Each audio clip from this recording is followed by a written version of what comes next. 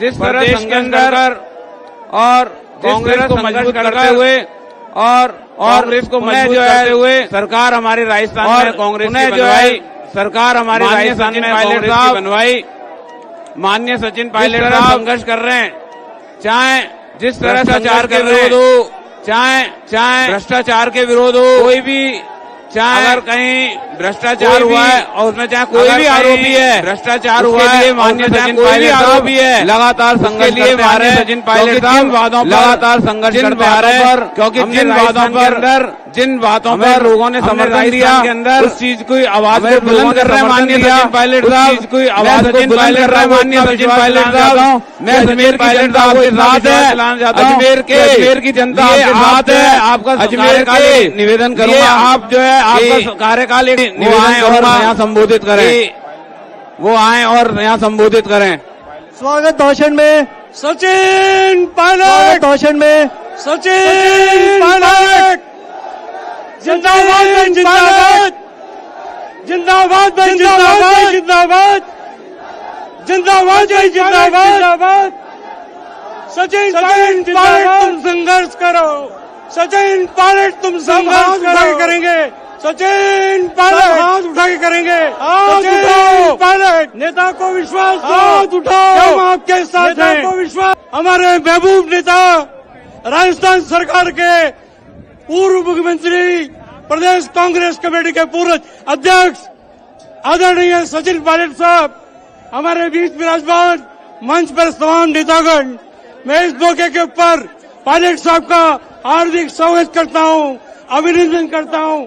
और पायलट साहब, ये तमाम जनता आपके लिए पलक पावड़े बिछाकर तैयार खड़ी है, आपके संघर्ष के लिए, आपके हर कदम पे आपके साथ होगी। मैं ज्यादा लंबी बात नहीं कहते हुए, क्योंकि आपको पता है कि सब पायलट साहब को सुनना चाहते हैं, तो मैं अपनी बात को यहीं वाणी को विराम दूंगा।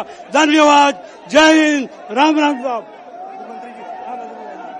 संबोधन की अगली घड़ी में पूर्व मंत्री श्री राजेंद्र चौधरी जी को बुलाना चाहूंगा कि वे आके संक्षिप्त में अपना भाषण दें।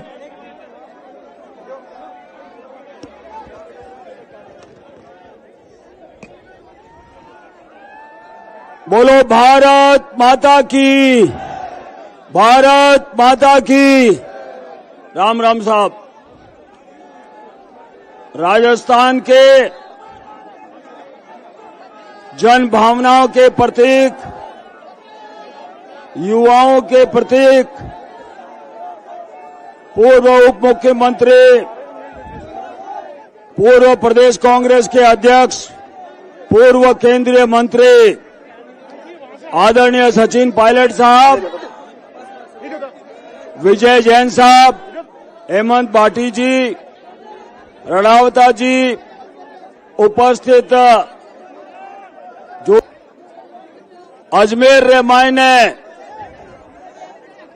सचिन पायलट रो मेड़ो होनो कई कारण है। राजस्थान रे मायने नौजवाना रे हाथे लगातार बहुत कुठाराघात होयो, प्रश्न पत्र आउट होता रिया और राजस्थान रे इतिहास रे मायने पहले आज तक वो सरगना क्यों नहीं पकड़ी जियो, आज तक सरकार कई कार्रवाई करी, छोटी मोटी कार्रवाई करी। पायलट साहब जना प्रदेश कांग्रेस अध्यक्ष राजस्थान रे मायने 21 सीटा ही अशोकियो और सरकार बनाई और विनो सरकार बनाउनो सारो श्रेय यदि किन कने जावे तो वह सचिन पायलट साहब है, यानी राजस्थान में सरकार बनाउनो श्रेय जावे। राजस्थान में विन टैमरा वसुंधरा जी री सरकार ही, वसुंधरा जी री सरकार में भ्रष्टाचार रा आरोप जी को लागा, मैं लोग वे भ्रष्टाचार रा आरोप उठाया, पायलट साहब वे भ्रष्टाचार रा आरोप उठाया, मांग करी, अपनी सरकार बन गई, पर विने बाद में भी कोई कार्रवाई सरकार में नहीं हुई। पायलट साहब पत्र भी लिखिया एक दिन रे सत्याग्रह माते भी बैठिया तो भी कोई कार्रवाई नहीं हुई। अब 4 दिन पहले राजस्थान रा मुख्यमंत्री जी बयान दियो कि मारी सरकार वसुंधरा राजे जी बचाई है।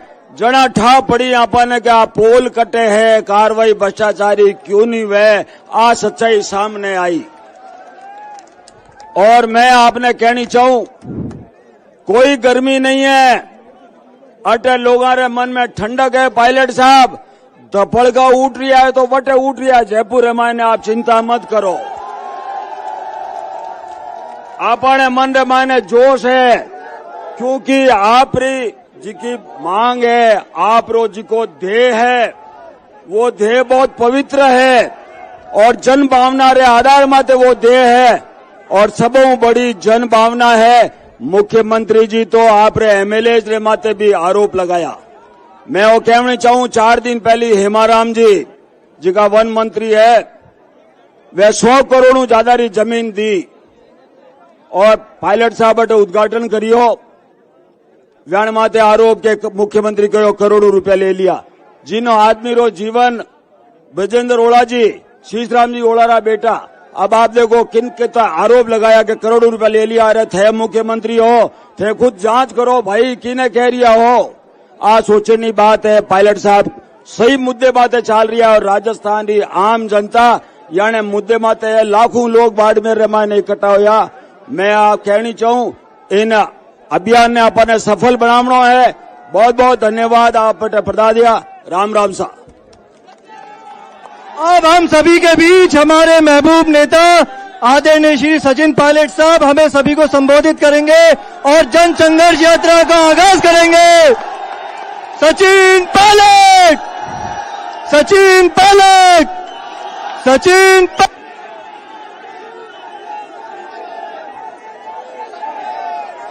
शहर जिला कांग्रेस कमेटी के हमारे अध्यक्ष विजय जैन साहब, महेंद्र अलापता जी, हेमंत भाटी जी, रामनारायण जी, महेंद्र जी, पूर्व मंत्री राजेंद्र चौधरी साहब, शोभा सोलंकी जी, मनीष यादव जी, सुचित्रा आर्य जी, विद्याधर चौधरी साहब, सुरेश चौधरी जी, इकबाल जी, ओम प्रकाश जी, चुनीलाल राजपुरोहित जी। मेरी आवाज पीछे तक आ रही है आप लोगों को?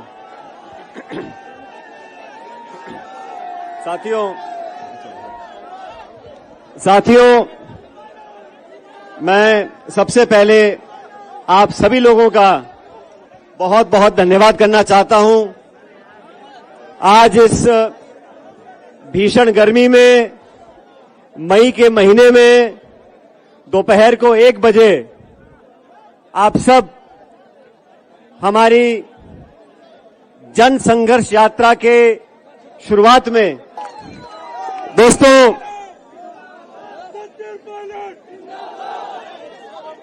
मेरे आदरणीय बुजुर्गों, माताओं, बहनों, नौजवान साथियों,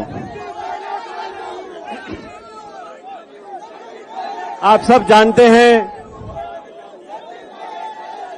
भाई, आप सब जानते हैं राजनीति में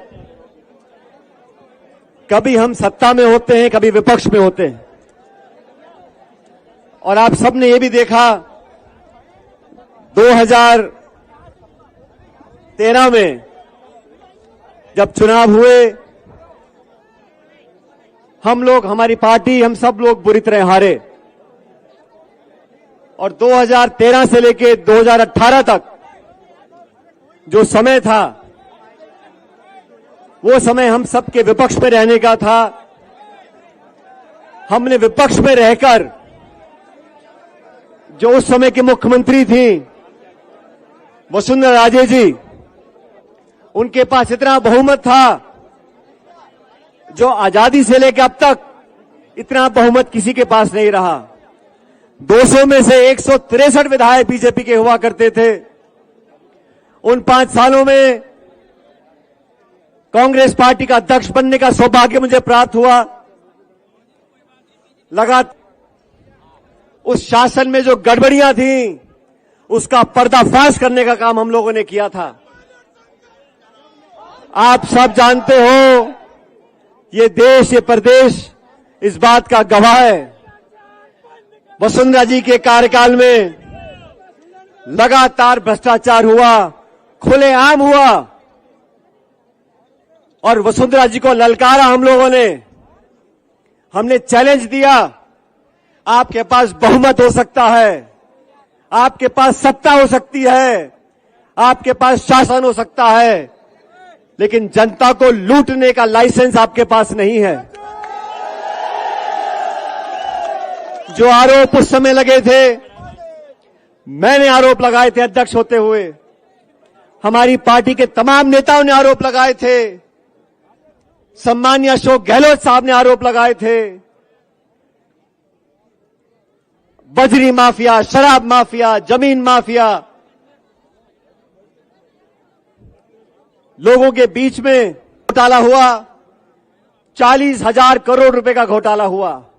जब घोटाला हम लोगों ने पकड़ा तो सारी लीज कैंसिल कर दी। लेकिन लीज कैंसिल करने से अपराध कैंसिल नहीं होता। हमने सीबीआई की जांच की मांग करी, सीवीसी की मांग करी, सीएजी की मांग करी। हम लोग दिल्ली गए और हमने मांग रखी थी, कितना बड़ा खान घोटाला हुआ, इसकी जांच, उच्च स्तरीय जांच होनी चाहिए। आप सब लोगों ने हमारी बात पर विश्वास किया, और राजस्थान में जहां कांग्रेस पार्टी सिमटकर सिर्फ 21 सीटों पर रह गई थी, आप कल्पना करो, हम सत्ता में थे और 20-21 सीटों पर आ गए थे। वो समय मुझे अच्छी तरह याद है। मेरे तमाम साथियों ने, पार्टी कार्यकर्ताओं ने खून पसीना बहाकर कांग्रेस पार्टी को सत्ता में हम लेकर आए। ये आश्वासन दिया जनता को कि सत्ता में आएंगे तो दूध का दूध और पानी का पानी होगा।